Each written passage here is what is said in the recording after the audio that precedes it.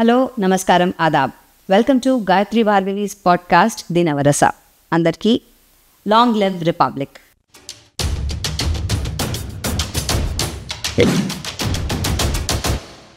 మరి ఈ republic day సందర్భంగా we have a very elite guest, lieutenant general KR Rao garu ఇవాల్టి మన స్పెషల్ గెస్ట్.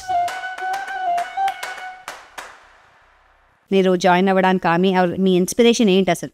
మా తాతగారు చిన్నప్పటి నుంచి అప్పుడు 1962 వార్ తర్వాత ఐ థింక్ అనుకునేవారు ఎప్పుడు మన ఫ్యామిలీ నుంచి ఎవరో ఒకళ్ళు ఆర్మీలో జాయిన్ అవ్వాలా. మా అదృష్టవశాత్తు ఏంటంటే సైనిక్ స్కూల్స్ కూడా స్టార్ట్ అయినాయి అండ్ ఎస్ దాని తర్వాత లైఫ్ మూవ్స్ అహెడ్. మీరు 1971 వార్, కార్గిల్ చూశారు. అప్పుడున్న పరిస్థితులు ఎలా ఉండేవి, అప్పటికి ఇప్పటికీ ఎలా పరిణితి చెందిందంటారు మన కంట్రీ? ఆఖరికి సాటిన్ కోట్లు అమెరికా నుంచి ఇంపోర్ట్ చేసుకునేవాళ్ళం, స్లీపింగ్ బ్యాగ్స్ అమెరికన్ ఇంపోర్ట్ చేసుకునేవాళ్ళం. Make in India, made in India, so వీటికి అసలు డిఫరెన్సెస్ చెప్పండి and how does it work? So తెలివితేటలు సామర్థ్యం తక్కువే కాదు. మనం ఇంతకుముందు గన్స్ అయితే బియ్యం తయారే కాదు, మనం చేయగలిగాం. యాక్చువల్లీ హిస్టరీలోకి వెళ్తే మన వాళ్ళు అప్పుడు గన్స్ చేశారు, దాని తర్వాత మర్చిపోయారు, ఎందుకంటే ప్రోత్సాహం లేక మన. సార్ మీరు చెప్పండి, చాలామంది women coming in to the armed forces, వాళ్ళకి మీరు ఏం చెప్దాం అనుకుంటున్నారు? మన కల్చర్ బేసికలీ ఏంటంటే స్త్రీని ఆడపడిచి కింద చూసి కల్చర్. మనం ఎంతనా అరవచ్చు, we can cry hoarse, we can talk, we can speak loud. They are not equal. చాలామంది, I'm sorry for saying this, but చాలామంది ప్రస్తుతం పాలసీ డెసిషన్ తీసుకునేవాడు సగం మంది యుద్ధమే చూడలేదు. ఆ 1999 కూడా లిమిటెడ్ వార్. ఆర్మీ వాళ్ళకి, ఆర్మ్ ఫోర్సెస్ వాళ్ళకి ఎక్స్పోజర్ తక్కువ అంటే సుప్రీంకోర్టులోనూ పార్లమెంట్ వాళ్ళకి ఎంత ఎక్స్పోజర్ ఉంది. ఝాన్సీకి రాని ఎగ్జాంపుల్ చెప్తాం, దాని తర్వాత ఎక్కువ మంది మనం చెప్పలేకపోతాం. And at the same time, why should you kill our culture? Our culture has been this, that we respect women, we protect women.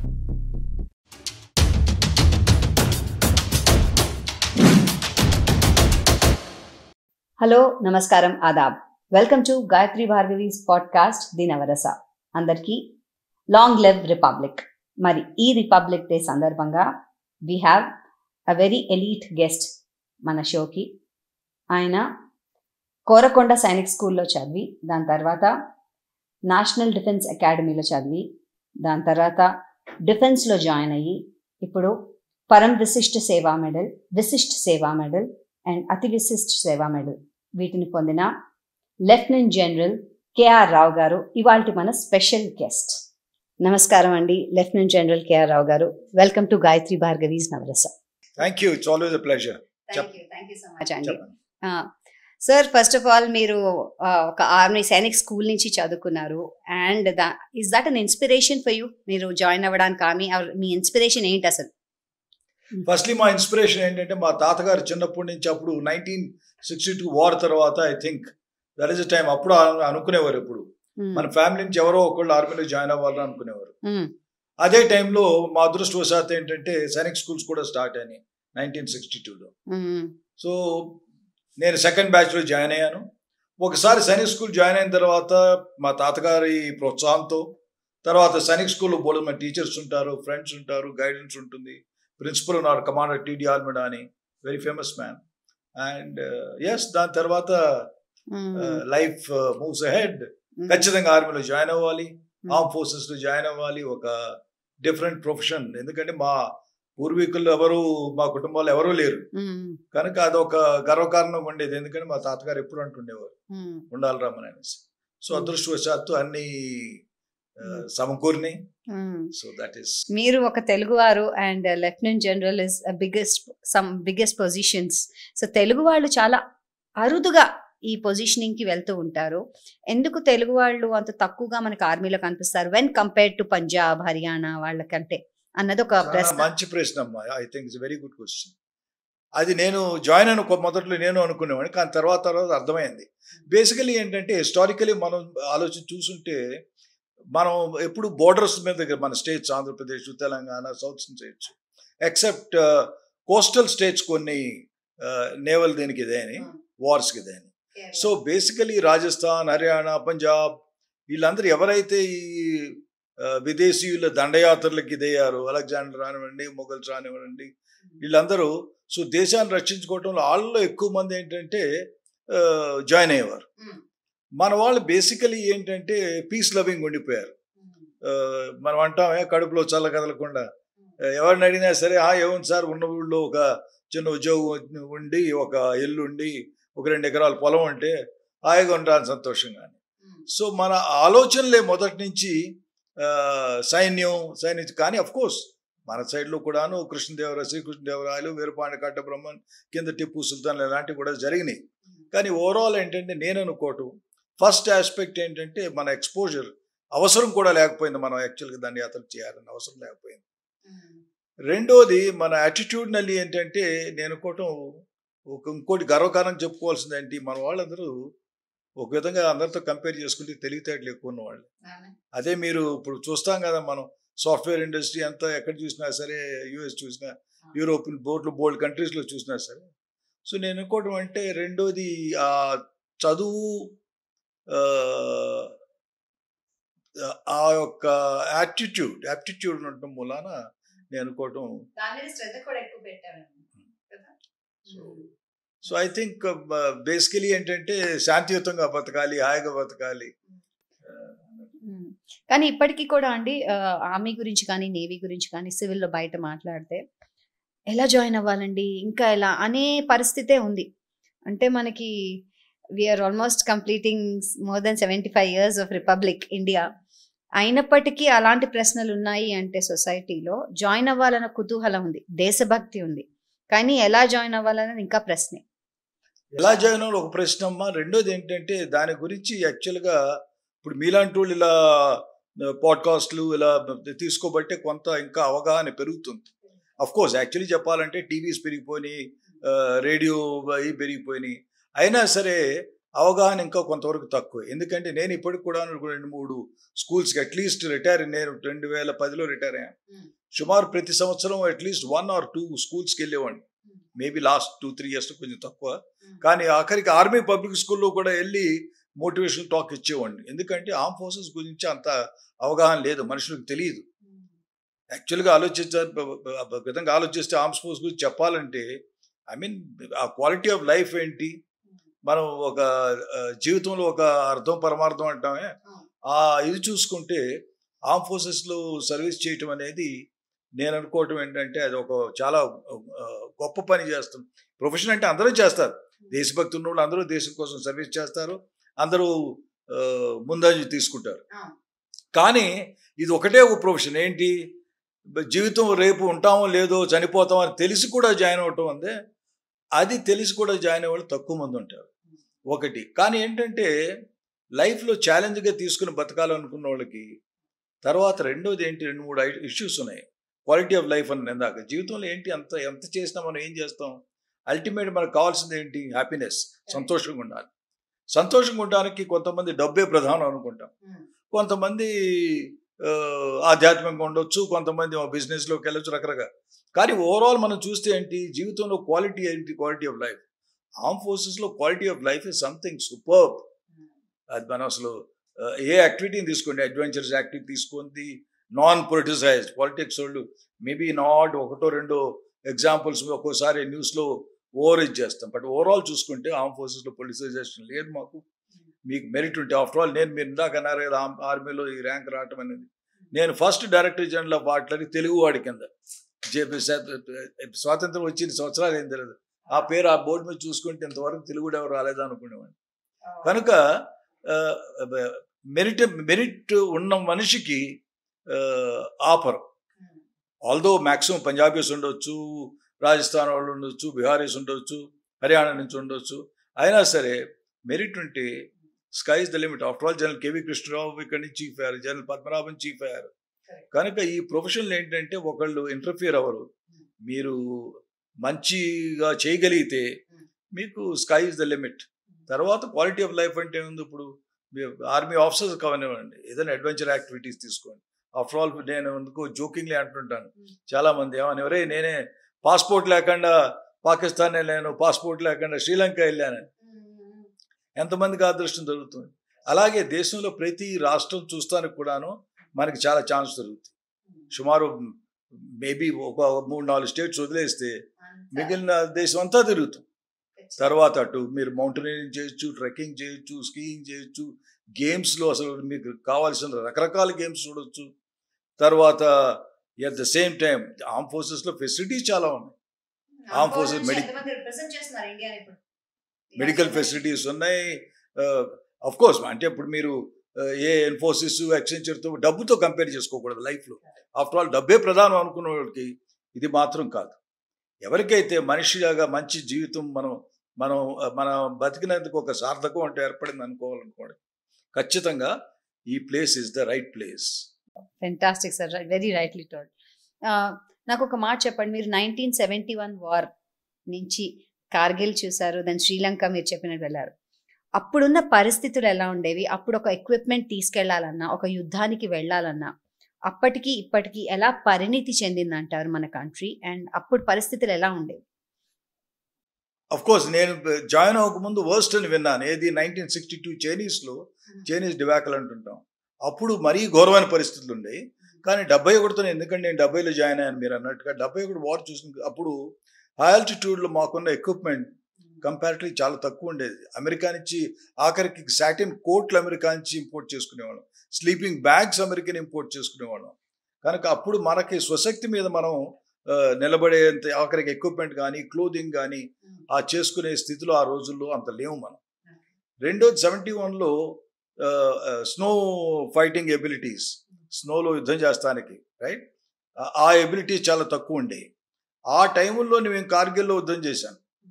అప్పటికి మీరు 1919 కార్గిల్ వార్ అని అందరికి ఫేమస్గా బర్ఖాదాత్ వీళ్ళందరూ వెళ్ళి, అప్పటికి ఏమైపోయింది, మన దేశం ఒక అదృష్టవశాత్తు ఓవరాల్ కమ్యూనికేషన్ ఉందే విపరీతంగా పెరిగిపోయింది, ట్రాన్స్పరెన్సీ విపరీతంగా పెరిగిపోయింది, రేడియో వచ్చేసింది, మన టీవీ వచ్చింది, లైవ్ రిపోర్టర్స్ విపరీతంగా రైట్. సో బట్ మార్పుల గురించి మీరు అన్నారు.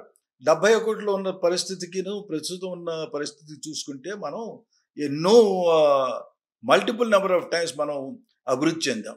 ఇప్పుడు మన స్వశక్తి మీద మనం గన్స్ చేస్తున్నాం, ఫైటర్ ఎయిర్ క్రాఫ్ట్ చేస్తున్నాం, న్యూక్లియర్ సబ్మెరీన్ చేస్తున్నాం, గన్స్ చేస్తున్నాం. కనుక మన ఎక్విప్మెంట్ మనం చాలా వరకు ఆల్రెడీ అఫ్ కోర్స్ ఏంటంటే మనం వెనకబడి దేశాలకు ఉండేవాళ్ళం ఇంతకుముందు, ఆర్ వెనకబడటం కన్నా డెవలపింగ్ నేషన్స్ అనేవాళ్ళం, పెరుగుతున్న దేశం, అభివృద్ధి చెందుతున్న దేశాలు అనేవాళ్ళం. ఆ దేశాల కోవం నుంచి సుమారు ఇప్పుడు మనం fourth largest economy or third largest ఎకానమీకి వస్తున్నాం మనం. So we come a very long way right. ఈ జర్నీలో ఎవరైతే ఎర్లీ స్టార్టర్స్ ఖచ్చితంగా అంటామే ఎర్లీ బర్డ్ గెట్స్ వర్మ్ అనేసి. సో ముందు ఎవరి దగ్గర అయితే టెక్నాలజీ ఉందో ఖచ్చితంగా వాళ్ళు ముందని చేశారు.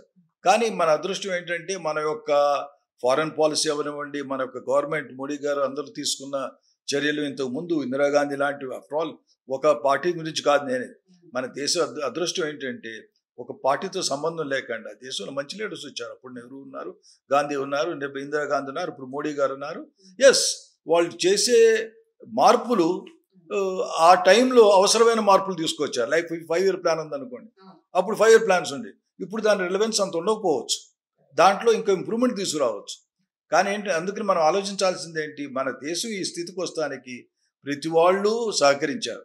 ఆ సహకరిస్తంలో ఇప్పుడు ప్రస్తుతం మన యుద్ధ సామాగ్రి మనం తయారు చేసుకోగలుగుతాం, కొంత టెక్నాలజీ బారో చేసుకోవాల్సి వస్తుంది, కొంత టెక్నాలజీ ట్రాన్స్ఫర్, టీఓటీ. దేశం ఏంటంటే ఈ మధ్య రీసెంట్గా పాలసీలు పెట్టాం. ఏం పెట్టాం పాలసీస్, మనం ఎవరు వచ్చేసి ఊరికి అమ్మటం మనం కొనుక్కోవటం కాదు. ఎంతమంది జరిగేది ఏమన్నా ఒక గన్ అంటే కొనుక్కునేవాడు, ఆడేమో 1 కోటి చేసేదల్లా 10 కోట్లు అంతా ఛార్జ్ చేసేవాడు. వీళ్ళు ఏమన్నారు, లేదు బాబు కొంత ట్రాన్స్ఫర్ టెక్నాలజీ మీకు తెలిసింది ఎలా చేసుకోవాలో కూడా. మనం ఇంతకుముందు అనేవాళ్ళమే ఫిష్ ఇస్తే మంచిది కాదు అని, ఫిష్ నేర్పాలనేసి, ఫిషింగ్ నేర్పాలని. సో ఆ విధంగా మనం ఆ లెక్కన I think we have come a long way. Overall మనం చూసుకుంటే యుద్ధ సామాగ్రి ఎక్విప్మెంట్ మనం చాలా చేసుకోగలుగుతున్నాం. Even clothing and all this, we are finance clothing. ఇప్పుడు స్నో క్లోదింగ్ మన దేశం ఎంత అభివృద్ధి చెందిందంటే మనం ఇంపోర్ట్ చేసుకుని చాలా తక్కువ. ఎస్, కోర్ కాంపిటెన్సీస్ కొన్ని ఏమైనా ఉండొచ్చు, లైక్ ఫర్ ఎగ్జాంపుల్ చిప్స్ ఉండొచ్చు రైట్. చిప్స్ లాంటివి అయితే ఎంతో ముందెళ్ళిన దేశాలు కూడా ఇంపోర్ట్ చేసుకోవాల్సి వస్తుంది. యాక్చువల్లీ విక్రమ్ గారు కూడా చెప్పారు, I'm sorry to stop here, that ఆయన గ్లేషియర్ లో ఉన్నప్పుడు packets already premade packets seal చేసి ఇవ్వడం ఫస్ట్ టైం ఆర్మీ వైఫ్స్ చేసి పంపించేవాళ్ళు. అక్కడి నుంచే ఈ వెంకీస్ కిచెన్ ఇవన్నీ కూడా వచ్చాయి. So it's all our innovations అంటూ. యాక్చువల్లీ వెరీ కరెక్ట్లీ చెప్పారు. మీ husband Vikram of course very good thing. ఆయన కూడా ఆర్మీలో చేశారు కాబట్టి నాకు తెలుసు, రైట్? సో అన్న యాక్చువల్ మేనేజ్మెంట్ అనే సబ్జెక్ట్ ఇట్ సెల్ఫ్ చాలా మందికి తెలియదు. Basic management subject was born in arm forces. ఇప్పుడు మనం హెచ్ఆర్ అనేసి అదని ఇదని అందరం చెప్పుకుంటున్నాం, కానీ యాక్చువల్ మేనేజ్మెంట్ ఎందుకంటే ఆఫ్టర్ ఆల్ ఆర్మ్ ఫోర్సెస్లో బిగ్గెస్ట్ కాంపోనెంట్ ఏంటి అనుకుంటే ఎన్నో కోట్లు చేసే ఎక్విప్మెంట్ అనుకుంటాం, కానీ అన్నిటికన్నా ముఖ్యమైనది ఏంటి? మనిషి. 16 లక్షల సైన్యం ఉంది, 16-18 లక్షల దరిదాపులు ఉన్న సైన్యం. సో మనుషుల్ని డీల్ చేయటం, హెచ్ఆర్ పాలసీస్, మనిషికి ఎలా అతను బతకాలి, ఎలా జీతం ఇవ్వాలి, అతనికి సెలవు ఎలా ఇవ్వాలి, తిండి ఎలా పెట్టాలి, అతని హెల్త్ ఎలా ఉంచాలి, అతని మెంటల్ హెల్త్ ఎలా ఉంచాలి, అతని ఫ్యామిలీస్ ఎలా ఉండాలి. సో ఆర్మ్ ఫోర్సెస్ హెచ్ఆర్లో చాలా ముందని తీసుకుంది.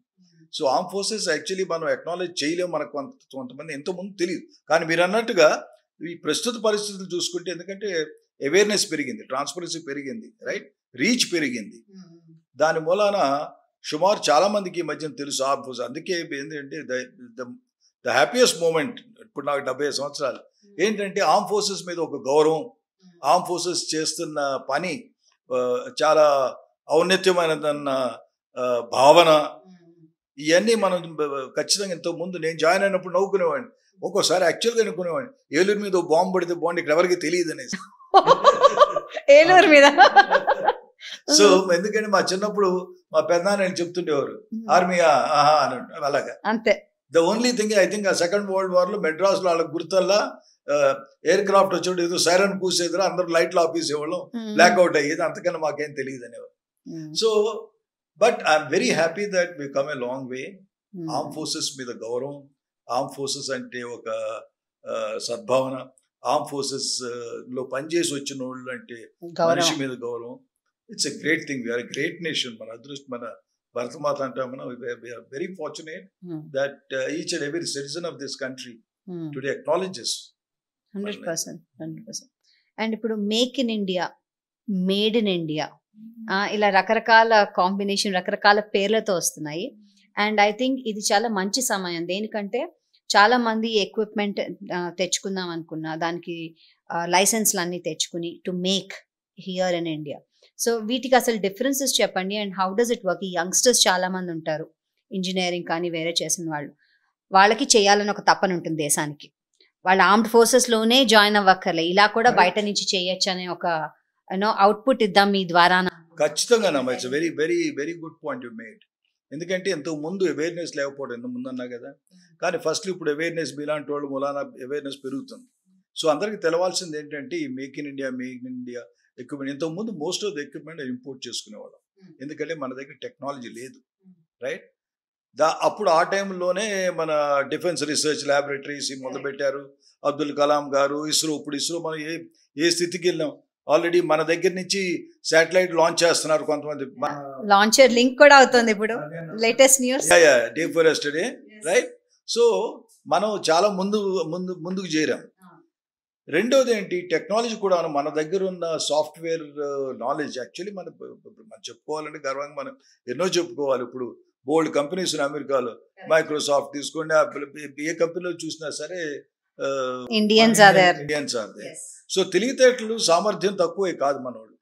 మనకి ఆ అవకాశాలు, ఆ ఒక్క ఆపర్చునిటీస్ అంత ఎక్కువ లేకపోవడం. ఇప్పుడు ఏం జరుగుతుంది, మేక్ ఇన్ ఇండియా అంటుంటే గవర్నమెంట్ ప్రోత్సహిస్తుంది. మన దేశంలో మనం ఏదైనా చేసుకోగలిగితే వాళ్ళకి మేము కొన్ని కన్సెషన్స్ ఇస్తాం, కొంతవరకు ప్రిఫరెన్స్ ఇస్తాం, right? Like for example Tatas చేస్తున్నారు, ఎల్ఎన్టీ చేస్తున్నారు, భారత్ ఫోర్జ్, కళ్యాణి అని వాళ్ళు చేస్తున్నారు గన్స్. ఇంతకుముందు అదానీ చేస్తారు. ఇంతకుముందు గన్స్ అయితే తయారే కాదు, మనం చేయగలిగినాం. యాక్చువల్లీ హిస్టరీలోకి వెళ్తే యాక్చువల్ మన వాళ్ళు అప్పుడు గన్స్ చేశారు, దాని తర్వాత మర్చిపోయారు, ఎందుకంటే ప్రోత్సాహం లేక మన సౌత్లో. కానీ ఇప్పుడేంటి, ఏ ఎక్విప్మెంట్ అయినా చేయగలిగితే, అది కాక ఇప్పుడు ఏంటి, సైన్స్ కూడా విపరీతంగా డెవలప్మెంట్ అయింది, సైన్స్ అండ్ టెక్నాలజీ ఇంతకుముందు కన్నా. ఇప్పుడు ఏఐ చూసుకోండి, సైబర్ అని తీసుకోండి, ఇలాంటి ఫీల్డ్స్లో మన వాళ్ళు చాలా అడ్వాన్స్లో ఉన్నారు. సో అడ్వాన్స్లో ఉన్నప్పుడు వీళ్ళందరికీ ఏంటి, ఇది ఒక మంచి అవకాశం. ఏంటి, ఆర్మ్ ఫోర్సెస్ కూడా లేటెస్ట్ టెక్నాలజీ చాలా అవసరం. మీరు సైబర్ అని తీసుకోండి, ఆర్టిఫిషియల్ ఇంటెలిజెన్స్ అనేది తీసుకోండి, రైట్? స్పేస్ నుంచి ఇప్పుడు యుక్రెయిన్ రష్యా వారు చదువుతుంటాం, ఇజ్రాయెల్ హౌతీస్ చదువుతుంటాం, రైట్? డ్రోన్స్ వెళ్ళి కొడతానే అంటాం. మన వాళ్ళు ఇప్పుడు బెంగళూరులోను హైదరాబాద్లోను some of the finest drones ఇప్పుడు మన వాళ్ళు తయారు చేయగలుగుతున్నారు. ఎందుకంటే భారతదేశం ప్రతి వాళ్ళు అంటున్నారు, నువ్వు తయారు చెయ్యి, నేను టెస్ట్ చేస్తాను, టెక్నాలజీ బాగుంటే నేనే నీకు కొంటాననేసి. సో ప్రస్తుతం గవర్నమెంట్ ఎంకరేజ్మెంట్ ఏమేస్తుంది, స్వశక్తి మీద మనం తయారు చేసుకోగలిగితే అది చాలా. కానీ ఎక్కడైతే కొంత టెక్నాలజీ మనం ఇంపోర్ట్ చేసుకుంటే దానికి కూడా ఛాన్స్ ఇస్తానికి ఏమంటుంది, అప్ టు 30% అట్లీస్ట్ మినిమం మీరు టెక్నాలజీ ఇంపోర్ట్ చేసుకోవాలి. ఇప్పుడు ఎక్విప్మెంట్ ఉందనుకోండి, ఒక ఐటమ్ మనం తయారు చేసాం, ఒక గన్ తయారు చేసాం, ఒక గన్ తయారు చేస్తే ఒక 8 crores అయింది. ఆ 8 crores కాంపోనెంట్ ఏంటి, అట్లీస్ట్ ఒక 30%, 2.4 crores కాంపోనెంట్ మన ఇండియా వాళ్ళది ఉండాలి. తర్వాత ఏంటి, ఐడియల్లీ ఆ టెక్నాలజీ మిగిలిన 6 crores 7 crores ఉంది కదా, ఆ మిగిలిన దాన్ని కూడా స్లోలీ మేబీ ఒక 5 years అయ్యాక 10 years అయ్యాక టెక్నాలజీ. ఎగ్జాంపుల్ చెప్పాలంటే, వెరీ క్లియర్ ఎగ్జాంపుల్ అందరికి మీరు చెప్పాలంటున్నారు కాబట్టి, ఇప్పుడు K7 వజ్రా అనేసి ఒక గన్, ఆర్టిలరీ గన్. బేసికలీ ఏ గన్ అది, సౌత్ కొరియా వాళ్ళు చేసిన గన్. ఆ సౌత్ కొరియా చేసిన గన్ మొదట్లో మనం దాన్ని అవుట్ రైట్ పర్చేస్ చేసుకుంటాం, కొంటాం. Let us say it cost whatever it is, let's say ఒక 20 crores అనుకున్నాం, ఒక గన్ 20 crores పెట్టి ఒక 10 కొంటాం. 10 కొన్న తర్వాత ఏమంటాం, ఆల్ రైట్, దీని తర్వాత మీరు మీ యొక్క అసెంబ్లింగ్ వల్ల ఇండియాలో చేయండి ఒక 80 వరకు. ఎందుకంటే వాళ్ళు టెక్నాలజీ వాళ్ళ దగ్గర ఉన్నప్పుడు వాళ్ళు పిచ్చోళ్ళు ఏం కాదు కదా, ఎంతో ప్రాఫిట్ వాళ్ళు చేసుకోవాలి. అందుకని ఏమంటారు, ఆల్ రైట్, వాళ్ళు అంటారు మేము మా కాస్ట్ ఇంత అయింది కదా అంటారు. ఆల్ రైట్, 10 మేము అవుట్ రైట్ కొన్నాం, మేము ఇంకొక 80 గన్స్, ట్యాంక్స్ మనం, రైట్, సెల్ఫ్ ప్రొపెల్డ్ ఆర్టిలరీ అంటారు దీన్ని. సో ఆ గన్స్ ఉన్నాయి, అయ్యో మీరు ఇండియాలో అసెంబుల్ చేయాలి. సో అబౌట్ 90 వరకు మనం డైరెక్ట్లీ ఇండైరెక్ట్లీ వాళ్ళయో కొన్నాం. దాని తర్వాత ఆ ట్రాన్స్ఫర్ టెక్నాలజీ, దాన్ని ఎలా చేయాలి, దానికి ప్లాంట్, దాని ఇండస్ట్రీ, లైక్ ఫర్ ఎగ్జాంపుల్ మెదక్లో ఏమో మనకి బిఎంపి ఫ్యాక్టరీ ఉంది, పూర్వకాలంలో రష్యా వాళ్ళు మనకి ఇవ్వబట్టి మెదక్లో మన దగ్గర, మన పక్కన, రైట్? అలాగే ఆ ట్రాన్స్ఫర్ టెక్నాలజీ స్లోలీ ఇస్తారు. కనుక గవర్నమెంట్ ఏంటంటే ప్రతి వాళ్ళకి ఆ ఛాన్స్ ఇస్తుంది, ఎంకరేజ్ చేస్తుంది. కనుక ఇది చాలా సదవకాశం. ఎవరైనా any budding person, there are ఇందులో ఆర్మ్ ఫోర్సెస్ నేను చెప్పగలిగింది ఏంటంటే, ఒక కరప్షన్ అని కానీ, బ్రైబింగ్ అని, ఆడి దగ్గర పట్టుకుని ఈడి దగ్గర పట్టుకుని అని, ఏదైనా ఒక్కోసారి డైరెక్ట్ కొంతమంది చూస్తుంటారు, పేపర్ చదువుతుంటాం. గవర్నమెంట్ టు గవర్నమెంట్ ఏమవుతుందంటే ఒక్కోసారి సత్సంబంధాలు ఉంచుకోవటం కోసం. లెట్స్ ఫర్ ఎగ్జాంపుల్, నేను యుఎస్తో మంచి సంబంధాలు అనుకోవాలండి, ఫారిన్ పాలసీ కింద ఇంకొక అవైలబుల్ ఉన్నా సరే మేము అమెరికా దగ్గర కొనవచ్చు, అది పాలసీ, రైట్? కనుక అది చూసి మనం ఇదో గారపడకూడదు, రైట్? అది ఎందుకంటే దేశంతో సత్సంబంధాలు ఉంచుకోవటం, వాళ్ళ దగ్గర టెక్నాలజీ ఉంది, కొంచెం ఒక్కసారి చౌకగా ఇస్తారు, ఒక్కసారి ఫారిన్ కరెన్సీ మన Indian currency, like for example Russian oil ఉంది. కనుక రకరకాల కారణాలు ఉండొచ్చు, అవి వదిలేస్తే ప్రస్తుతం చాలా అవకాశాలు ఉన్నాయి. ఎవరి దగ్గర టెక్నాలజీ ఉందో, ఇప్పుడు drones are coming in a very big way, and most of them are going to manufacture India. కొన్ని ఉండొచ్చు యూఎస్ఏ, ఆఫ్టర్ ఆల్ మొదట్లో స్టార్ట్ చేసినప్పుడు మనం ప్రిడేటర్ అన్నాం, హెరాన్ 1, హెరాన్ 2 ఇలాంటి డ్రోన్స్ ఉన్నాయి, అవి ఖచ్చితంగా కొనుక్కున్నాం. కానీ ఇప్పుడు ఏంటంటే దాని మూలాన మనం ఇండియాలో కూడా తయారు చేసుకోగలుగుతున్నాం, రైట్? రైట్. సో ఆ లెక్కను చూసుకుంటే ఇప్పుడు మన మిసైల్ టెక్నాలజీ ఎంత వచ్చింది. అగ్ని 5 రీసెంట్లీ ఫైర్ చేసాం, 5,000 kilometers మనం దాన్ని రీచ్ అవ్వగలుగుతున్నాం. అట్లీస్ట్ చైనా అవసరం వస్తే చైనీస్ మీద వాడటానికి ఆ టెక్నాలజీ మన దగ్గర ఉంది. టెస్ట్ ఫైర్ కూడా చేసి వచ్చాం already. So I think this is ideal opportunity. మీరు అన్నట్టుగా యూత్ కానీ, బిజినెస్ మెన్ కానీ. తర్వాత ఏంటంటే ఎస్, మార్పు కొంచెం స్లోగా అవుతుండొచ్చు. కొంతమంది అంటారు red tapeism, permissions, approvals, but I think we're on the right track. కొన్ని మార్పులు స్లోగా అవ్వచ్చు, but I think we're on the right track. Yes, government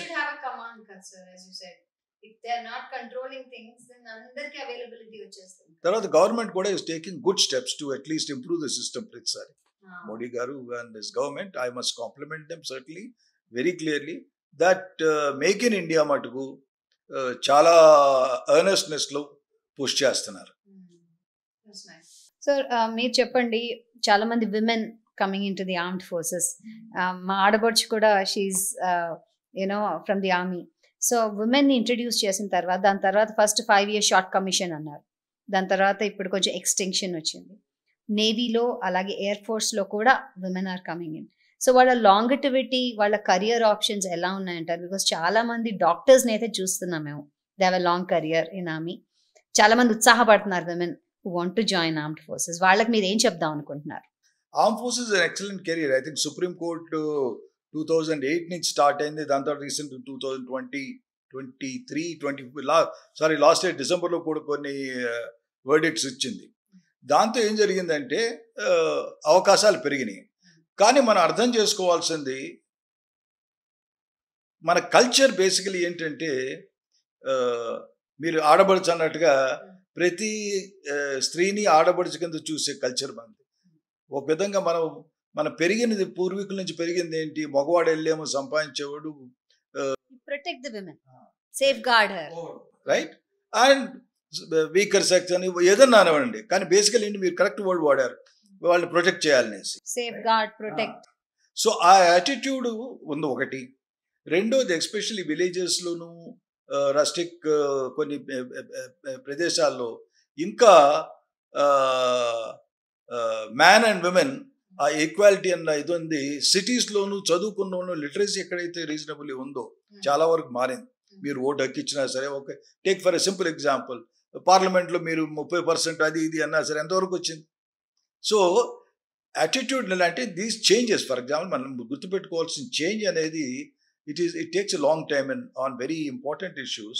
వెంటనే అవర్ చేంజ్ ఎవరే వాళ్ళ నుంచి రేపటి నుంచి అనేసి, right? So change is very gradual. So ఆ లెక్కను చూస్తే ఆర్మ్ ఫోర్సెస్లో విమెన్ ఎంట్రీ మాత్రం I think we have done a good job. మొదట్లో ఏమన్నారు మీరు అన్నట్టుగా, long time back somewhere when we had independence itself, we had people in auxiliary forces. Women ఉండేవారు అప్పుడు కూడా. కాకపోతే ఎందులో ఉండేవారు, బేసికలీ మెడికల్ కోరు, నర్సింగ్, దీంట్లో అట్లా ఉండేవారు. దాని తర్వాత స్లోలీ మనం గ్రాడ్యుయేట్ అయ్యాం. ఐ థింక్ సమ్వేర్ ఇన్ 1992 ఆ ప్రాంతంలో షార్ట్ సర్వీస్ కమిషన్ స్టార్ట్ చేసాం. దాని తర్వాత షార్ట్ సర్వీస్ కమిషన్ స్టార్ట్ చేసిన తర్వాత దాని నుంచి 2008లో కొన్నాటిలో పర్మనెంట్ కమిషన్. కానీ అందరూ అర్థం చేసుకోవాల్సింది ఒకటి, I have strong views on that. ఒకటేమో మనం ప్రొటెక్ట్ చేస్తాం, రెండోది కొన్ని దేవుడిచ్చిన ఫిజికల్ అట్రిబ్యూట్స్ ఉన్నాయి. మనం ఎంతనా అరవచ్చు, we can cry hoarse, we can talk, we can speak loud, they are not equal. కనుక తెలియగల వాళ్ళు దేశం ఏదైనా సరే, how to optimize the potential of both, అది మనం అర్థం చేసుకోవాలి. లైక్ ఇప్పుడు ఇన్ఫెంట్రీ ఉంది, ఇన్ఫెంట్రీలో యాక్చువల్ కంబాట్లోకి అందుకే ఇప్పుడు పర్మిట్ చేయలేదు యాక్చువల్ కంబాట్లో. ఎందుకంటే కంబాట్లో చాలామంది, I'm sorry for saying this, but చాలామంది ప్రస్తుతం పాలసీ డిసిషన్ తీసుకున్న వాళ్ళు సగం మంది యుద్ధమే చూడలేదు. 71 తర్వాత వార్ ఏం జరిగింది 1999. సో వార్ ఏమిటి, ఆ 1999 కూడా లిమిటెడ్ వార్ అవటం వల్ల ఎక్స్పోజర్ కూడా తక్కువ. ఆర్మీ వాళ్ళకి, ఆర్మ్ ఫోర్సెస్ వాళ్ళకి ఎక్స్పోజర్ తక్కువ అంటే సుప్రీంకోర్టులోను పార్లమెంట్ వాళ్ళకి ఎంత ఎక్స్పోజర్ ఉంది. So first advice, my personal view is that you must take advice of the people who are experienced in that war. So నా ఒపీనియన్లో ఇన్ఫెంట్రీలో ఇంకా ఆ స్థితికి రాలేదు మనం. ఎందుకంటే ఇన్ఫెంట్రీలో ప్రిజనర్ అంటే శ్రీలంకలో ఏం లేదు కదా, అక్కడ హైలీ మోటివేటెడ్ అమ్మాయిలు ఫైట్ చేసేవారు కాదా, గన్ తీసుకుని ఫైట్ చేసేవారు. So there is certainly possibility, నేను లేదను, కానీ ఆ లెవెల్కి వచ్చామో మనం. Risk is more culture. There are times when they are taken away, prisoning చేస్తారు. ఇప్పుడు ప్రిజనర్ గా దొరికినప్పుడు ఏంటంటే విపరీతమైన కిరాతక చర్యలు చేస్తారు. పాకిస్తాన్ మీరు విన్నా సరే, పాకిస్తాన్ ఇంతకుముందు 62 చైనీస్ వాళ్ళు ఉన్నా సరే, ఇప్పుడు కూడా రీసెంట్ గా కూడా so many been present. So ఆ విధంగా చూస్తే ఇంకా మన కల్చర్, మనం ప్రొటెక్షన్ దీంట్లో ఉన్నాం ఒకటి. రెండోది ప్రొపెన్సిటీ టు విత్స్టాండ్ ఆ యొక్క ప్రెషర్స్, ఆ యొక్క టార్చరు, అవి విత్స్టాండ్ అవ్వగలిగింది. కనుక ఇన్ఫెంట్రీలో ప్రస్తుతానికి లేరు, ఆర్మర్డ్ కోర్లు లేరు, మెకనైజ్డ్లోనూ లేరు. ఆర్టిలరీలో రీసెంట్గా మొదలుపెట్టారు. అది కూడా నేను నా ఒపీనియన్లో, అఫ్కోర్స్ సుప్రీంకోర్టు ఆల్రెడీ వర్డిక్ట్ ఇచ్చింది, I think it's two hasty. ఎందుకంటే ఆర్టిలరీ కూడాను కంబాట్లో ఉంటుంది. ప్రాబ్లం ఏంటంటే కంబాట్లో పర్మనెంట్ కమిషన్ ఇచ్చేసిన తర్వాత అయ్యో నేను వార్కి పంపలేను, వార్ జోన్కి పంపలేను, బోర్డర్ మీద పంపలేను, అక్కడ యాక్షన్ ఎక్కువగా ఉంది నేను పంపలేను. అలాంటిది ఎప్పుడైతే మనం డిసిషన్ తీసుకోలేం, ట్రైనింగ్ ఎంత ఇచ్చి వాడుకోలేకపోతే కనుక మిగిలిన వేస్ట్ ఆఫ్ మ్యాన్ పవర్ అవుతుంది యాక్చువల్లీ నిజం చెప్పాలి. స్కోర్లో I have no problem. Engineers అవనండి, ఏమి అవనివ్వండి, it's a very good step actually. It's important also. ఎందుకంటే మనం ఖచ్చితంగా సమాన హక్కులు ఉండాలి. నేను ఎప్పుడు కాదు, I'm a proponent of that. ఎందుకంటే నేను I was dealing with the subject when I was in service 2004లో విమెన్ ఎంట్రీ గురించి. నేను అప్పుడే షార్ట్ సర్వీస్ 5 years అన్న తర్వాత 10 years అయింది, 15 years అయింది. సో గ్రాడ్యువల్గా బాగానే పెరుగుతూ వచ్చాం మనం. తర్వాత పర్మనెంట్ కమిషన్లు ఇస్తున్నాం, జాగ్ డిపార్ట్మెంట్లు ఇస్తున్నాం, ఏఎస్సీలు ఇస్తున్నాం, ఆర్డినెన్స్ కోర్లు ఇస్తున్నాం, ఎడ్యుకేషన్ కోర్లు ఇస్తున్నాం, రకరకాల కోర్లు ఇస్తున్నాం. But to the war we are not ready. కొంచెం అది నేను అనుకోవటం, my opinion is we're still not there. ఇంకా కొంత టైం పడుతుంది. ఎందుకంటే 2 కారణాలు. ఒకటేమో ఫిజికల్ అట్రిబ్యూట్స్, మన కల్చరు, ఇది ప్రొటెక్షన్, ఇది. రెండోది even the jawans and infantry వాళ్ళకి అందరూ ఝాన్సీకి రాని ఎగ్జాంపుల్ చెప్తాం. దాని తర్వాత ఎక్కువ మంది మనం చెప్పలేకపోతాం. ఎందుకంటే ఫిజికల్ ఎబిలిటీస్లో కొంతవరకు డిఫరెన్స్ ఉన్నాయి. అది దేవుడు మనకి అలా పుట్టించాడు, right? So there are something which you cannot just. So ఆ 3-4 తప్పితే, and possibly I think it will take another about maybe 10 years, 15 years, or maybe more also. Because even today, see, women will be women కదండి ఎంతైనా. చూసినా సరే actually combat, live కంబాట్లో యూఎస్లో కూడా లేరు. కొంతవరకు ఇజ్రాయెల్లో కొంతమంది మీకు కనిపించవచ్చు, but that's all. Combat support, combat జోన్కి జస్ట్ వెనకాల సపోర్ట్లో closest, they are pretty close to the combat. But actual వార్లో వాళ్ళని ఇన్వాల్వ్ చేయడం అనేది మాత్రం ఐ డు నాట్ నో. ఎందుకంటే బోల్డ్ ఉన్నాయి, రకరకాల ప్రాబ్లమ్స్ ఉన్నాయి. కాల్ ఆఫ్ నేచర్ ఉంది, you are going in attack, గబుకని you want to go to the corner, there are live problems. Washroom దగ్గర నుంచి everything will be a problem అండి. టు బి వెరీ వెరీ అంటే very rural and natural.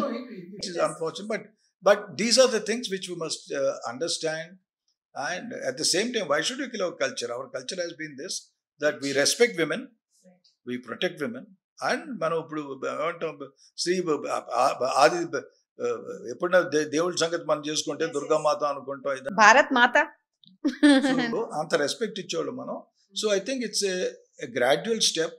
Leave the combat, actual కంబాట్లో వదిలేసి మిగిలిన వాటిలో I think we should continue to encourage which you have done. And I'm sure they will excel. Because రీసెంట్గా engineer కోర్లో కూడా commanding officers already కమాండ్లో టెన్యూర్లోకి వచ్చారు. కనుక people can come up. There is no, as medical కోర్లో as it is ఎంతో మంది ఉన్నారు. Heads of medical services, army medical services, arm forces medical service director జనరల్గా చేసిన చాలా ఉన్నాయి. ఇంకొకటి చెప్పండి, మీరు చదువుకున్నప్పుడు సైనిక్ స్కూల్లో కానీ సైనికుల స్కూల్లో ఉన్న భావాలు కానీ అవన్నీ మమ్మల్ని ప్రొవోక్ చేస్తుంది, చేయాలి దేశానికి చేయాలన్న ఒక గౌరవం వస్తుంది. ఇప్పుడు ఇన్ని ఇయర్స్ ఆఫ్ ఇండిపెండెన్స్ వచ్చిన తర్వాత అండ్ ఇంటర్నేషనల్ స్కూల్స్, ఇంటర్నేషనల్ అన్నీ వచ్చేసిన తర్వాత నేడు హౌ డూ యూ థింక్ ఒక స్కూల్ సిస్టంలో దేశభక్తి కానీ నెక్స్ట్ పౌరులో అట్లీస్ట్ జెన్ ఆల్ఫా ఇప్పుడు వస్తుంది, ఎంజెల్ బీటా వస్తుంది, వీళ్ళందరిలో ఆ దేశభక్తి గౌరవం అనేది పెంపొందించడానికి and to feel that our nation hour pride అన్న ఒక ఏకతా భావం ఇంటర్నేషనల్ అయిపోయింది అంతా, ఇప్పుడు అంతా గ్లోబల్లో ఉన్నాం మనం. అది రావాలంటే what is it you think you should do and will NCC play a part when we can, how do you look into it? I think it's an excellent issue which you have raised. NCC, I think my personal view, NCC should be made is compulsory.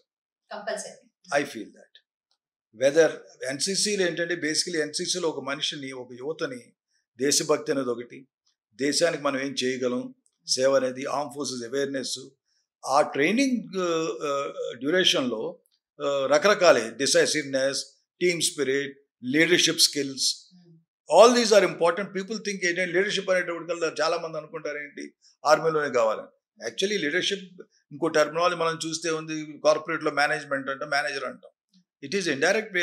Some of the qualities of leader or very much required in manager also. కనుక overall ఏంటంటే మన యూత్ని, మన దేశం అంటే ఏమిటి, ఒక విధంగా మధ్యలో ట్రాన్సిషన్ పీరియడ్లో కొంతవరకు మా చిన్నప్పుడు చాలా ఇదిగా ఉండేది. ఎందుకంటే మేము ఫ్రెష్ 1950 బోర్న్. సో అప్పుడు ఏంటంటే అప్పటికి జ్ఞాపకాలు చాలా ఉండేవి. భరత్ మాతాకి జై, గాంధీ గారు, నెహ్రూ గారు, జెండా, సినిమాల్లో నిలబడతాం, జనగణమనకి నిలబడతాం, రిపబ్లిక్ డేను, ఇండిపెండెన్స్ డే వచ్చిందంటే స్వీట్లు పంచుకుంటూ ఉండేవారు, జెండాలు పుచ్చుకుని పరిగెడుతుండేవాళ్ళం స్ట్రీట్. జాతీయ భావం ఉండేది. But over a period of time అది కొంతవరకు తగ్గుతుందని నా ఒక్క సార్. మేమే చూస్తున్నాం sir, 15th August is a holiday, republic day is a holiday, except కొన్ని స్కూల్స్ తప్ప మిగతా అన్నిట్లో హాలిడేనే. సో వేరే we must use those days to at least bring back the nationalism, patriotism, national fervor, feeling. అది పెరగాలి. అది పెరగాలంటే ఖచ్చితంగా కొన్ని, ఎప్పుడంటే ఒక విధంగా వెరీ సింబాలిక్గా నేను అంటుంటాను చాలామంది అడిగినప్పుడు, ఈ దేశంలో ఎక్కడైతే సెల్ఫ్ డిసిప్లిన్ తగ్గుతుందో అప్పుడు ఖచ్చితంగా డిసిప్లిన్ మస్ట్ బి ఇంపోజ్డ్. అప్పుడే దేశం బాగుపడుతుంది. ఎందుకంటే discipline is one of the very important character which is required by people. ఎవరో చూస్తున్నాడు మన డిసిప్లిన్గా, చూడకపోయినా సరే క్యూలో నిలబడాలి, ఒక ఇది చేయాలి. సో అవి బిల్డ్ చేయాలంటే ఖచ్చితంగా NCC is a beautiful step. Yes, 2 సంవత్సరాలు చేయొచ్చు, 3 సంవత్సరాలు చేయొచ్చు. అట్లీస్ట్ వారికి మనిషి ఎలా నడవాలి, మనిషి ఎలా బిహేవ్ చేయాలి, దేశం అంటే ఏమిటి, మన దేశం కోసం ఎంతమంది ప్రాణాలు కోల్పోన్నారు, తర్వాత అప్పుడే ఫ్రీడమ్ ఇక్కడ ఓకే ఫ్రీడమ్ పాతది అనుకో, 62లో ఏం జరిగింది, 71లో ఏం జరిగింది, తెలిసి ఆర్మీలో ఎందుకు జాయిన్ అవుతున్నారు. సో అప్పుడే ఇందాక చెప్పిన ప్రశ్నతో నేను లింక్ పెడతాను, సౌత్ నుంచి ఎందుకు, మేబీ సౌత్ నుంచి అప్పుడు ఏంటంటే అవేర్నెస్ ఇంకా పెరుగుతుంది, ఆ పేట్రియాటిజం పెరుగుతుంది. ఇప్పుడు ఎందుకంటే మాతో పాటు బోలెడు మంది అమెరికన్ సోల్జర్స్ కూడా వచ్చి కోర్సులు చేసేవారు నేషనల్ డిఫెన్స్ కాలేజ్లో. And some of the countries when you die hard అంటామే, వేరే మన సివిలియన్స్ చూస్తున్నప్పుడు ఒక్కోసారి కొంతమంది ఏంటంటే ఇట్ హర్ట్స్. మీరు కొన్నిసార్లు సినిమాల్లో చూసి ఉండవచ్చు, ఎవరో జనగణమనలో కూర్చుంటే నాలంటాడు అరుస్తాడు, అట్లీస్ట్ ఇప్పుడేం నుంచోలేవా అనేసి. ఆర్మ్ ఫోర్సెస్ వాళ్ళు ఉన్నారనుకోండి సినిమా హాల్లో, జాయిన్ అవుతాం, పాడుతాం Jana Gana Mana, because it resonates in the blood. Yeah. It boils. Yeah. So I think there is a need to reawaken some of the dying habits in some people. అందరూ చాలా NCC, RSS భక్తులు ఉన్నారు, నేను కాదను, అది మాత్రం నేను ఎప్పుడు అంత వివేకంగా అనలేను. కానీ ఏంటంటే మనం ఎప్పుడైతే చిన్నపిల్లల నుంచి యూత్కి దేశం అంటే ఇది, దేశం అంటే మట్టి కాదు, దేశం అంటే మనుషులు అనేదో ఉండేది, అలాగే అది గుర్తు చేసుకుంటే వీళ్ళు కూడాను ప్రతి తెలవాలి మన దేశంకి మనం ఏం చేయాలి. మనం ఆల్ రైట్ హిస్టరీ కొంతవరకు చెప్పాలి, ఫ్యూచర్ మన దేశం అందరు వరల్డ్లోకి అంతా గొప్పది ఎలా అవ్వాలి. There are so many things. ఇంతకుముందు చిన్నప్పుడు మోరల్ సైన్స్, సివిక్స్ ఇలాంటి సబ్జెక్ట్స్ ఉండేవి కొన్ని, రైట్. సో కొన్ని విషయాలు మనం ముందని చేస్తున్న అడ్వాన్స్మెంట్ దీంట్లో కొన్ని మర్చిపోతూనే ఉన్నాయే, ఎలాంటివన్నీ నేనే అనుకోవడం. అది కాక దేశం ఒక మంచి సిటిజన్గా డెవలప్ అవడానికి ఎన్సిసి దోహదం చాలా important, because it makes people responsible.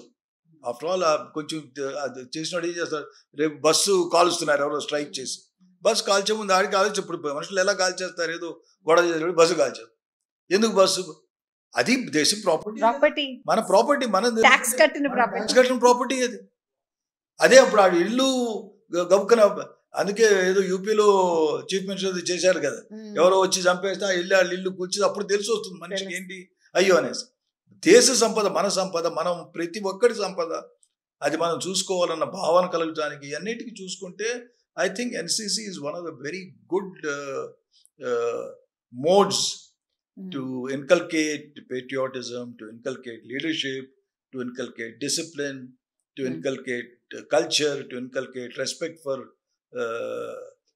our own birth itself, I'll say. True. Right? So అది అన్ని స్కూల్స్ లో ఉంటే బాగుంటుంది అంటారు. ఖచ్చితంగా yes, I'm not saying that కంపల్సరీగా అందరిని ఆర్మీలో జాయిన్ అవ్వమని నేను అంటలేదు. ముందున్నారు ఎన్సీసీలో బేసికలీ అట్లీస్ట్ వాళ్ళకి బేసిక్స్ నేర్పితే you will have a good citizen, ఒక మంచి పౌరుడు మీకు ఉద్భవిస్తాడు. That is very important. ఇంకో అంటే ఇప్పుడు గ్లోబలైజేషన్ వల్ల అన్ని న్యూస్లో అన్ని తెలిసిపోతున్నాయి, ఇన్ స్పాన్ ఆఫ్ సెకండ్స్ తెలిసిపోతున్నాయి. సో సింగపూర్లో కానివ్వండి, కొరియాలో కానివ్వండి, army training is compulsory. 2 years of their life they have to give it to the army youth అని అంటారు. సో అలాంటిది ఏమైనా మన దేశంలో పాసిబిలిటీ ఉంటుందా? పాసిబిలిటీస్ అయితే ఉందమ్మా, చెయ్యాలని చేయొచ్చు, కానీ అవసరం ఉందా లేదని ఆలోచన. ఎందుకంటే కొన్ని దేశాల్లో ఆర్మ్ ఫోర్సెస్లో రానోళ్ళు ఉన్నారు. ఇప్పుడు మన దేశంలో ఇప్పుడు అందరినీ జాయిన్ అవ్వరా అంటే మాకు అంత సైన్యాన్ని మనం భరించలేము. మనకి గోడ huge population search, right? So ఇప్పుడు ప్రతి వాళ్ళు 2 సంవత్సరాలు. కానీ ఏంటంటే one thing very good with the government over period, I'm talking even 17 నుంచి షార్ట్ సర్వీస్ అని పెట్టారు.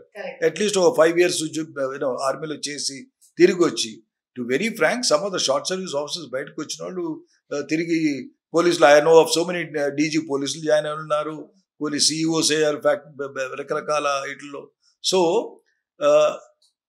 ఆర్మ్ ఫోర్సెస్లో ఒక ఫ్యూ ఇయర్స్ చేసి వచ్చినోడు కూడాను దేశానికి ఎన్నో విధాలుగా డెవలప్మెంట్కి సహాయపడుతున్నారు. And for that matter even veterans retire అయ్యి వచ్చినోడు కూడా 15 years, 20 years, 35 years వచ్చినోడు కూడా మన దేశం అది విచ్ ఇస్ నాట్. మనం ఏంటంటే జనరల్లీ ప్రొడక్టివిటీ ఏంటా అని ఏదో మెజర్మెంట్ ఎక్కడైతే ఉందో చూస్తాం మనం. ఎప్పుడైతే క్లియర్గా మనం మెజర్మెంట్ చూడలేము, like for example simple thing I'll say, ఒక వెటరన్స్ ఉన్నారంటే ఒక 10 veterans సొసైటీకి ఏమి ఇవ్వగలుగుతున్నారు అన్నది మనం మెజర్ చేయలేము. But there are a great help to any society. ఎక్కడికి వెళ్ళినా సరే అట్లీస్ట్ క్లీన్ ఇండియా అన్నారు అనుకోండి, అలాంటి వాటిలో ఇనిషియేటివ్ తీసుకుని ఆల్ రైట్ ఎవరు చేస్తారు? బెస్ట్ సహాయం ఇప్పట్లో మాట సహాయం. మెంటల్ హెల్త్ ప్రాబ్లమ్స్ ఎంతమందికి ఉన్నాయి? They should be somebody who should sit and tell there is so much veterans can contribute. Absolutely. And yes, to that extent I think all governments, central government avanandi, state government avanandi, there is a need. You need not pay them, I'm not saying that. Yes. But at least co-opt them. True. Call them into various things and tell them, okay, come, can you help us out in this, can you give your view on this? Whether it is building of a society, building of any, even a simple, like whether it's a Musi, దీంట్లో ఇప్పుడు అనుకోమని అంటున్నా, Musi clean చేద్దాం అని. ఎంతో మంది army engineers ఉన్నారు. For that matter army engineers రోడ్లు ఎక్కడెక్కడ కట్టారమ్మా, they have constructed all along border. ఇంతవరకు చెక్కు చెదరవాయి. ఎక్కడెందుకు రోడ్డు ప్రతి 2 సంవత్సరాలకి 3 సంవత్సరాలకి క్వాలిటీ చెక్ చేసే వాళ్ళు ఏం చేస్తున్నారు? ఆ క్వాలిటీ చెక్ చేస్తానికి ఆల్రెడీ కొంత అడ్వైజర్స్ ఆర్మీ వాళ్ళు ఉంటే ఖచ్చితంగా కరెక్ట్గా క్వాలిటీ చెక్ చేస్తారు. దాన్ని రోడ్ విడుతూ రోడ్లు తిరిగి రీసర్ఫేస్ చేస్తుంటారు. రీసర్ఫేస్ చేసిన 6 నెలలకే అది పోతుంది. అకౌంటబిలిటీ ఏంటి?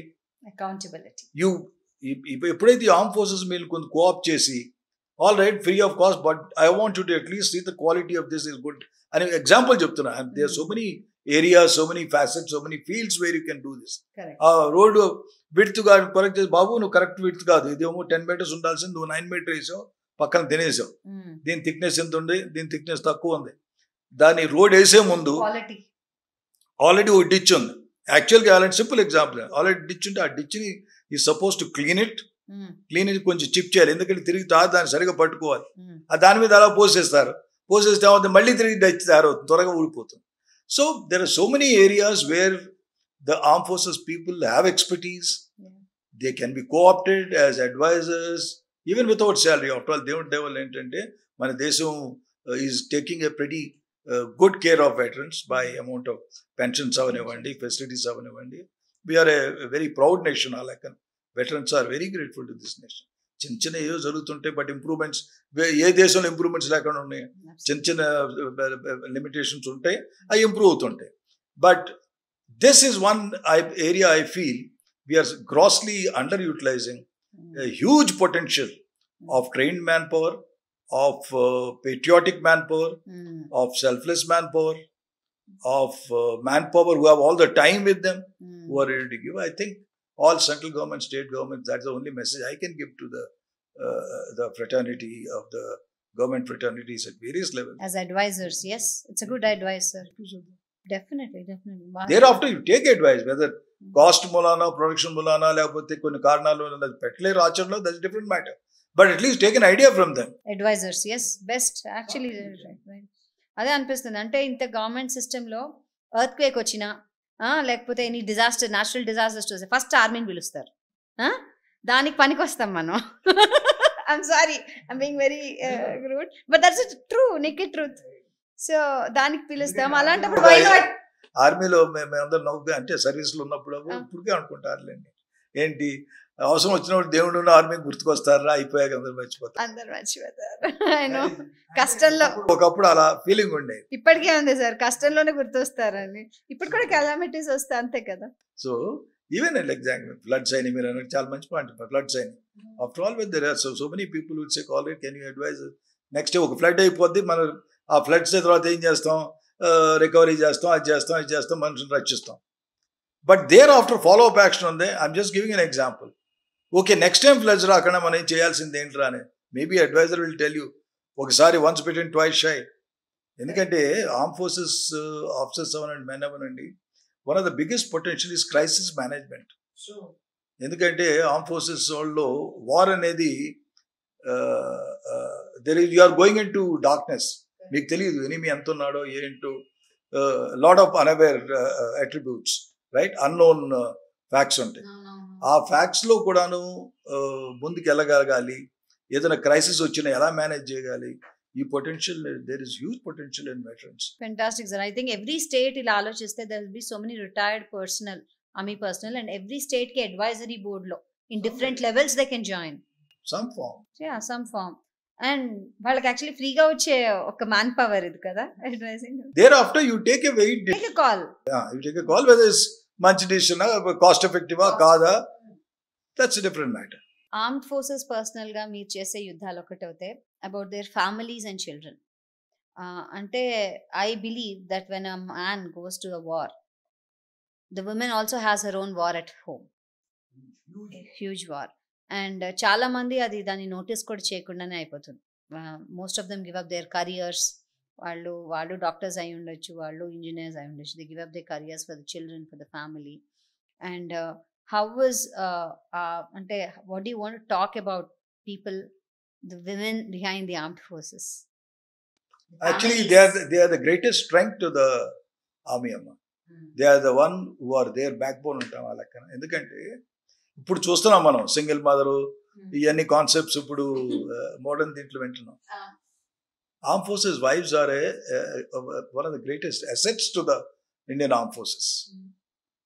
Army wives are the greatest asset. ఎందుకంటే ఆర్మీ వాళ్ళు ప్రతి 2 years బోర్డర్కి వెళ్తారు to manage the children, to build them into a good citizens, and that to not just 2 years in their growth. Every 2 years they are on the border, right? 2, maybe 2.5 తీసుకోండి. So the army wives have a huge role to play. వాళ్ళు ఇప్పుడు officers చిల్డ్రనే కాకుండా the family bonding which is there in the army wives is huge. Army wives అనేటప్పటికి మనం ఊరికే officers wives అందాం అనుకోండి, కానీ ఏంటంటే వీళ్ళు జవాన్ల వైఫ్లతో కూడా ఖచ్చితంగా కలుస్తారు.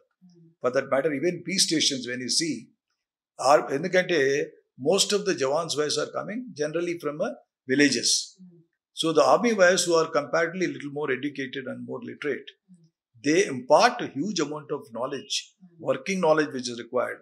బస్ ఎక్కడం, బ్యాంక్ అకౌంట్ ఓపెన్ చేసుకోవడం, even today for example if you talk how to use a WhatsApp mobile, how to have a Google GPay, Phone Pay, right? All the internet bank transactions. Huge potential of instructor mentorship which is available in the army wives to the Jawan's wives. Endukante Jawans also, for that matter, Jawan's life is more difficult, let's face the reality, than compared to an officer when you look at it, right? But the good part is ఇంకా విలేజెస్లో joint families ఉండటం వలన కొంతవరకు support ఉండేది. But today joint families నుంచి coming to nucleus family. So ఇది చూసుకున్నప్పుడు ఏమవుతుంది, సపోర్ట్ తగ్గుతుంది. సపోర్ట్ తగ్గుతున్నప్పుడు jawans wife doesn't know, ration card నాకు తయారవ్వలేదు, నాకు ఆధార్ కార్డు రాలేదు, ఆధార్ కార్డు అడిగాడు, సింపుల్ థింగ్స్. ఆధార్ కార్డులో నేమ్ స్పెల్లింగ్ తక్కువ ఉంది, she doesn't know way to go. So I mean working knowledge, one. Second thing is the health issues which are there. Huge amount of role is played by the army wives in teaching the health issues to the women folk. How to bring up their children, whether it's vaccination, how to ensure, for that matter, the biggest thing I can boast of is today we have a huge number of Jawans children who are becoming officers. That itself is a great leap forward, very proud moment for the army wives, because they themselves are also encouraging people. మా అదృష్టం ఏంటంటే army schools ఉన్నాయి.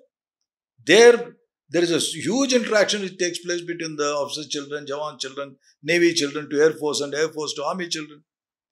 So there is a very, what comes out is a very good blend of Indian citizen.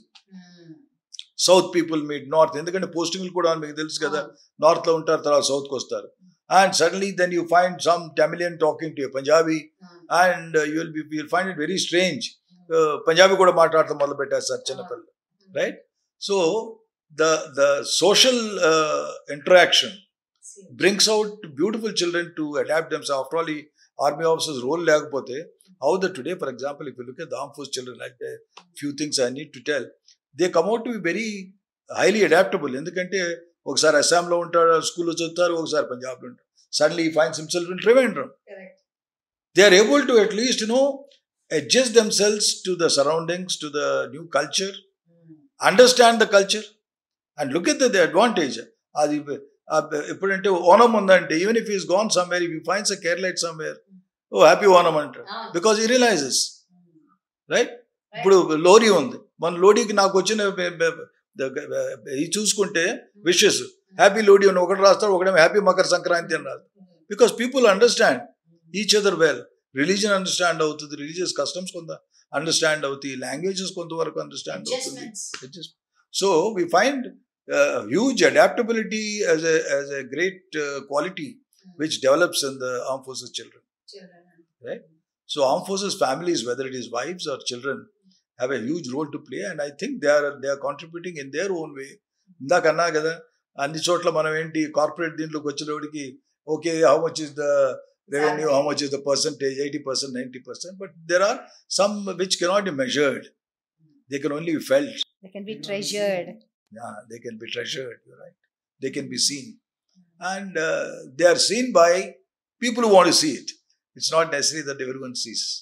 But I think today I'm very proud of the nation. Nation realizes that not only the potential of the armed forces, even in every society. I meet, after all, at 75, I keep meeting so many civilian friends. And the armed forces or wives or children, they carry themselves in a different fashion. They carry the certain amount of aura about the armed forces. వాళ్ళు army అంటే గర్వంగా తిరుగుతారు. వాళ్ళు conduct, whether is discipline, whether they dress up, whether they try and help somebody, whether the way they respect lady ఉన్నా సరే, right? So I think there is a huge amount of contribution which is being made by the wives and families, and we have very big organizations, Army Wives Welfare Organizations, whether they teach them stitching, computers, they are running their own classes, they run their own aid which is required. If somebody wants to... We have Asha. There you. And people have started some small little small scale industries, Yes. మేము చేసామండి. It's very interesting, sir. మేము things which go on, and some of the people have matured it into a big business, right? So we are fortunate that way that as an organization, armed forces, as both officers, families, as an organization, I think we have firstly we have a huge potential, and people are not selfish. They share this thing, and you can make out బయట వెళ్తుంటే చూస్తేనే కొంచెం గుర్తుపట్టేస్తాం కదా. Sir అడుగుతుంటాం, are you an army officer's son? Are you ex-NDA? Are you IMA? Are you... That's sort of questions అడుగుతుంటాం. చివరిగా చాలా మంది ఆర్మీలో జాయిన్ అవుదామని ఇన్స్పైర్ అవుతుంటారు. మీరు ఆర్మీ జాయిన్ అవ్వాలంటే ఎలాంటి క్వాలిటీస్ ఉండాలి, అండ్ ఎలాంటి దేశభక్తితో కూడినటువంటి పని ఇది? అంటే కొన్ని జేబు కోసం, కొంచెం మనసు కోసం చేస్తాం, రెండు ఒకే చోటు ఉన్నాయి, జేబు మనసు కూడా. సో ఎలా అంటారు, and what is the message you want to give to the youth today with your experience? Firstly, armed forces as a profession, ఇందాక కూడా చెప్పానమ్మా, it's one of the cleanest professions, challenging profession, satisfying profession, apolitical అన్నాను. తర్వాత arm ఫోర్సెస్లో ఏంటంటే మనిషికి ఒక satisfaction ఉంటుంది, right? That yes తృప్తి, నేను ఒక సర్వీస్ చేసే గర్వం వస్తుంది. అంటే మనిషి is not there is certain element of difference between pride and arrogance, but pride comes in, right? Pride comes in. And మిగిలిన అందరికీ చెప్పవలసింది ఏంటంటే, at least if at all you have a chance, I think you should be able to serve for at least 5 years if you have a chance. One, because what you learn in those 5 years is huge potential. Because they make armed forces join అవుతానికి ఈ qualities ఇలా develop చేసుకోవాలి. నేను అలాంటి advise నేను be natural. ఎందుకంటే nobody is a born leader.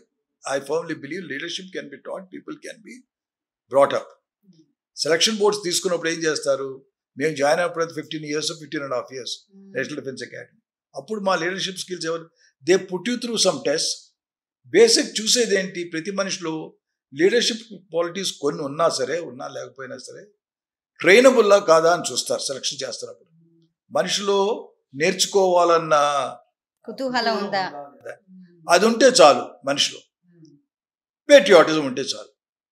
మిగిలిన ఏంటంటే ఇంటెగ్రిటీ ఇవన్నీ. ఎందుకంటే ఆఫ్టర్ ఆల్ 15 years జాయిన్ అవుతున్నప్పుడు, అందుకే you find a difference if a person crosses the age, ఈ డిగ్రీస్ కంపేర్ చేసిన వాళ్ళని ట్రైనింగ్ ఇస్తానికి కొంత టఫ్ అవుతుంది. ఎందుకంటే ఆఫ్టర్ ఆల్ అతను కూడా సివిల్ లైఫ్ చూస్తాడు, కొంత కాలేజ్ లైఫ్ చూస్తారు.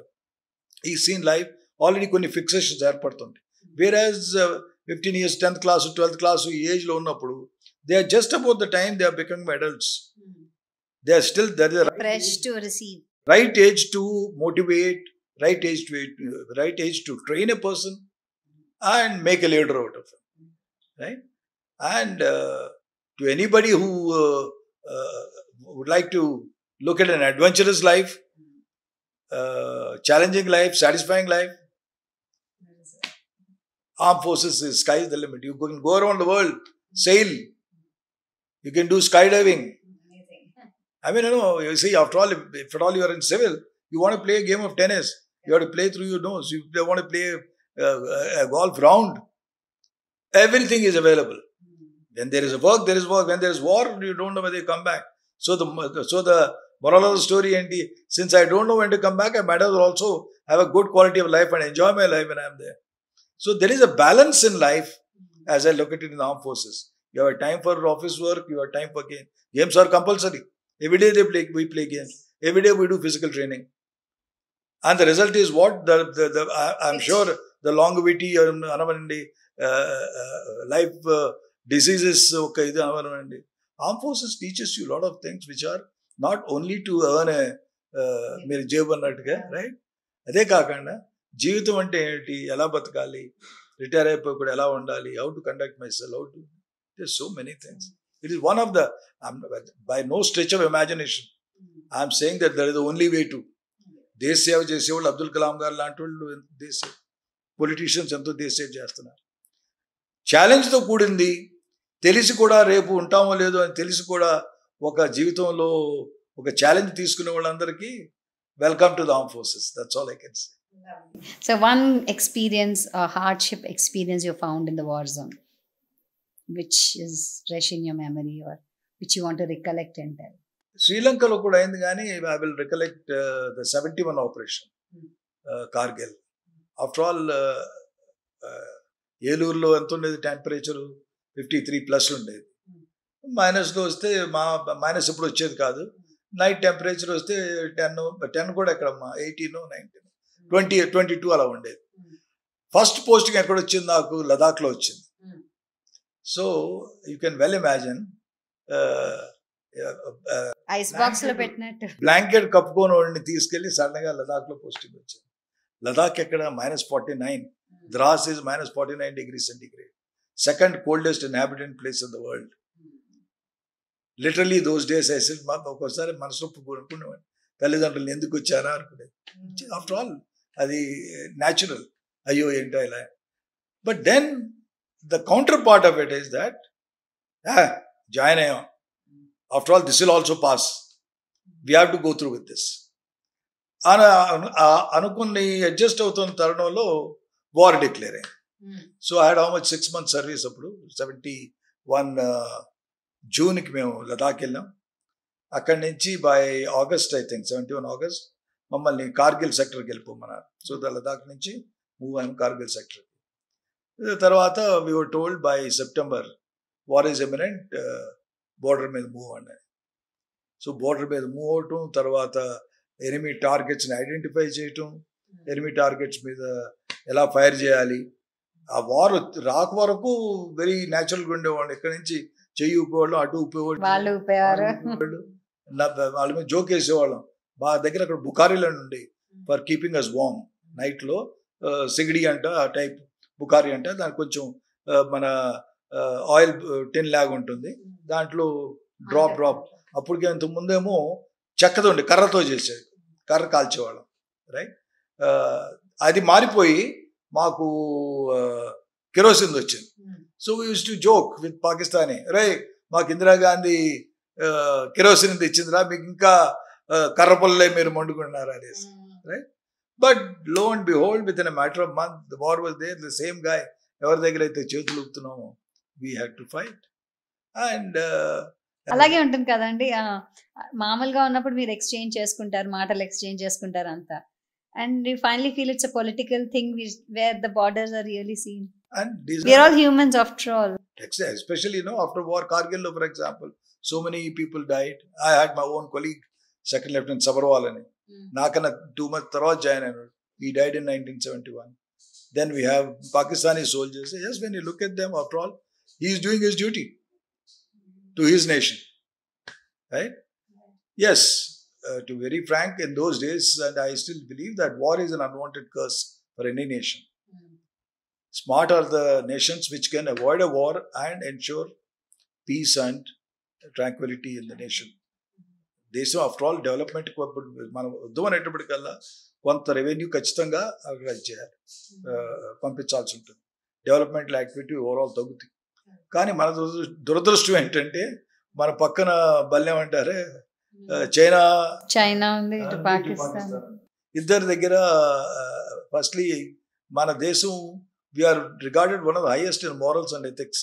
అలాంటి వాళ్ళు పక్కన వెదర్లు కూర్చున్నారు. యాక్చువల్ చెప్పాలంటే వాళ్ళకు ఒక నీతి ఇవన్నీ లేవు. రైట్, ఆఫ్టర్ ఆల్ ఇప్పుడు చైనీస్ చేస్తాం గొడవ ఏంటి, నెమ్మదిగా నెబ్లింగ్, ఇంకొంచెం దేశం తీసుకుందాం, ఇంకొంచెం తీసుకుందాం అనేసి పైకి చెప్తూ మాత్రం లేదు మా వాళ్ళు పొరపాటున వచ్చారు, గ్రేజింగ్కి వచ్చారు, అక్కడ ఎవరు గొర్రె కాపర్లు వాళ్ళు గబుక్కున గొర్రెలు ఇటు పక్క వచ్చారు, యాక్స్ ఇటు పక్క వచ్చేసి అందుకని దాటారని చెప్తారు. పాకిస్తాన్ అయితే it's gone totally wrong way. ISIS అవనివ్వండి, there is lot of terrorist organisation.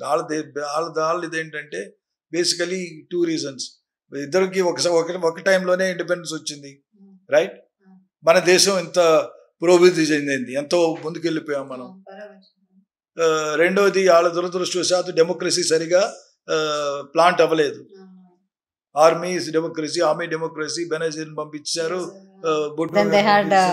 Army leadership కొన్ని రోజులు. Right, so there is no stability, economy is in doldrums.